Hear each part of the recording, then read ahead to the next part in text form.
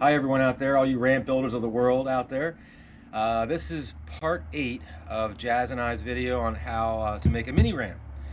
Today's part is framing out the decks. As the last video we talked about doing the top surface in part 7, and as you see I finally finished the top surface, and we did put urethane down, which was a recommendation we heard about. It's super smooth, and I've skated this a few times, and come to find out, the least little bit of humidity and you will wipe out. It's slippery. So we're going to I'm going to sand this down and put what's called skate paint over top of this. No need to really make another video about that. It's basically the same thing. We're going to sand this down and put skate paint over it, and it'll be nice and grippy. That has epoxy in it as well as urethane, so I think that's why it's sticky to the urethane wheels. So just lesson learned there for us, and we didn't know about it, so just a little tidbit on that. Okay, so we're going to talk about the decks today. I'm going to walk around here and look at this short side. This is the side that the ramp is sitting on, obviously on the platform, and you can see what I've done here is this is like framing up a frame inside of a house, if anyone's ever done that. You basically lay your 2x4s down on a flat surface, and you make a little frame, measure it out, cut the wood how you want it. In this case, what I've done here is, if you can see the shot here, the width of this is just shy of the 3/4 inch plywood there. The reason for that is I'm going to end up closing this off with 3/4 inch plywood. So it gives you it's going to give you a nice finish here around here, and it's going to go all the way down. And we're going to box this in so that it basically is, we've heard it's a lot quieter to close in the ramp. So we're going to do that. Plus it's a lot stronger having the plywood on here as support from side to side. I'm going to throw a couple of these braces through here, hey babe, to hold the support up right here. But basically what I did on this ramp, on this side, is I built this right here, this part right here, this piece.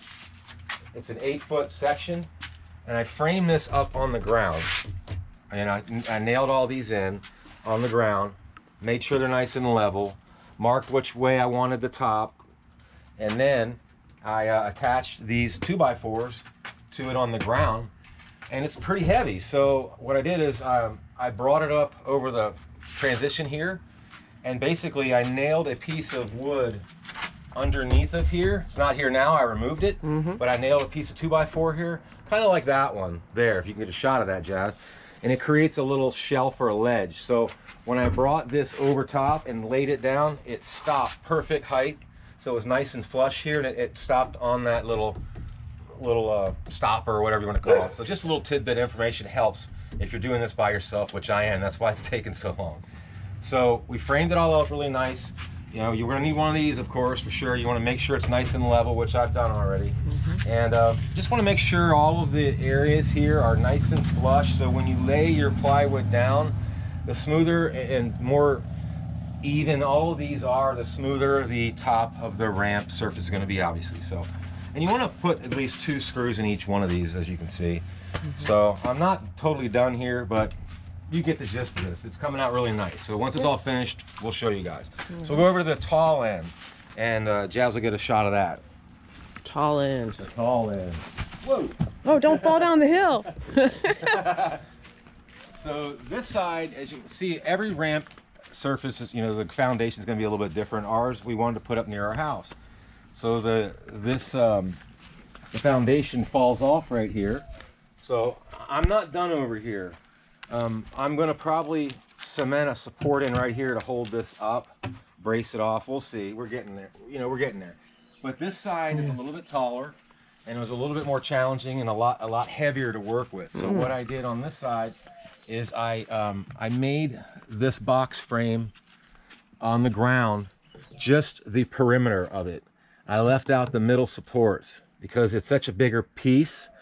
I did it that way. I nailed the 2x4s in on the ground, and I just did a rectangular frame for weight because I was moving this by myself. So it was pretty heavy. So, and then I put these supports in here once it was attached to the rest of the ramp. So it's coming out pretty sweet. As you can see here, come around the backside, Jazz, and get a shot of this. This is one 4x8 sheet of plywood. I'm not going to go all the way to the ground with this because we're going to probably use this as storage. This area under here, or a little, maybe a garden prep area. Yeah, like a little garden shed. Yeah, like a thing. little garden shed or something. Yeah. So I'm not sure how I'm going to do this, making a door or just leaving an opening or not, but it's up to your creativity. And I'm excited to kind of get this finished and see, you know, the end result. But I wanted you guys, today I'm going to be enclosing these all in.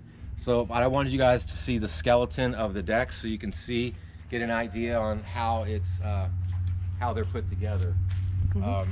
You want it, what I've done here is I've used two 2x4s on the ends, on the corners, and teed them. Why I did that is because this is going to allow me a nice frame. Come around here on this one shot, hon. It allows a nice bunch of framing, so where when I put this sheet of plywood back on here, it's going to be nice and strong. And the plywood gives the support strength, so they're not going to sway back and forth side to side. Okay, so that's the overview of today's video. It kind of gives you an idea on these decks. So hope you guys found this video useful. If you have any questions or suggestions on maybe how to strengthen this even more, I'd love to hear them. Or if you have any negative comments, we like those too, because there's no more dislikes on YouTube. I don't know why.